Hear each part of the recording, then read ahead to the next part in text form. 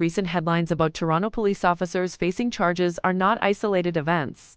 They are part of a troubling and long-standing pattern. For decades, cases of misconduct have surfaced, shaking public trust and raising serious questions about accountability. How many more officers are involved in misconduct that never comes to light? Let's look back at the Brunswick incident. 4 women were arrested, and despite evidence of extensive bruising, the officers were acquitted. The women claimed the police had swapped hats and badge numbers, making identification impossible and leading them to call the trial a miscarriage of justice. More recently, the Netune 4 case involved 4 teenagers who were stopped and asked for identification in a practice known as carding, which is now banned.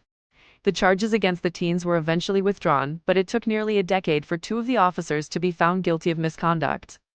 Justice in this case was delayed, and for some, it felt denied, and the issue continues.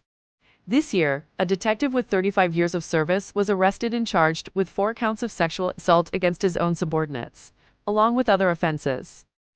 While this officer is now facing the justice system, his case highlights a potential culture of harassment within the force itself. These are just a few examples among many. For every officer charged, there are questions about how many others are not held accountable. Cases are often resolved with misconduct charges dropped, or officers acquitted, leaving victims and the community feeling that the thin blue line is protecting its own. Are these incidents the actions of a few bad apples, or do they point to a systemic problem? As these stories continue to emerge, the call for greater transparency and reform grows louder. The public deserves to know what's being done to ensure that justice is served, not just for some, but for all.